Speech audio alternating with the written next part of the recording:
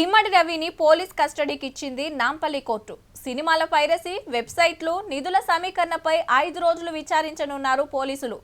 ఎన్నో సినిమాలను పైరసీ చేసి సినీ పరిశ్రమకు వేల కోట్లు నష్టం చేశాడనేది రవిపై ప్రధాన ఆరోపణ.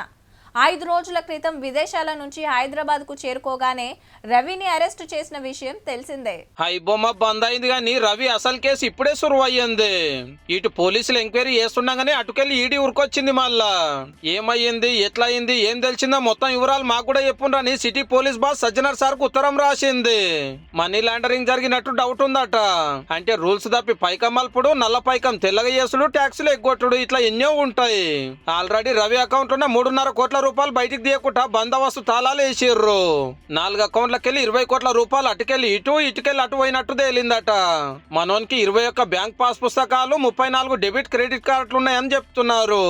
అయితే ఐబొమ్మ బప్పం టీవీలతో వచ్చే ఆమ్దాని కంటే నడిమిట్లా చూపించే బెట్టింగ్ యాప్లతోటే మస్తు కమాయించిండని పోలీసులు అంటున్న మాట. నెలకు 11 లక్షలు వస్తుండేనట. గా పైసలతోటి నెలకో దేశం తిరుగుకుంటా ఏడికి పోతే ఆడ మీటింగ్లు పెట్టి నెట్వర్క్ పెంచుకున్నాడట తక్కువ టైంలోనే.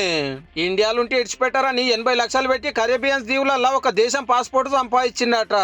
ఓ పని మీద హైదరాబాద్ కు వస్తుండని మతలాబంది లటుకున దొరకవచ్చినాకనే రవి పంతనమేందో పతారేందో బయటపడి 4వ సినిమాలే షాక్ అయ్యారు అనుకో రాదుండ్రే. ఏహే లేలే భార్యనే పట్టించిందనే గుసగుసలు కూడా వినబడుతున్నాయి. ఇప్పటికే 5 కేసులు పెట్టిర్రు. ఇక పోలీసులు కస్టడీలకు తీసుకున్నాక ఏం అడుగుతారో, మనోడు ఏం చెప్తాడో, అటు ఈడీ ఏం తెలుస్తుందో గానీ పెద్దోళ్ళం కొట్టి పేదోళ్ళకి పెట్టిన హీరో అని అయితే సోషల్ మీడియాలో తారీఫ్ చేస్తున్నారు రవిని.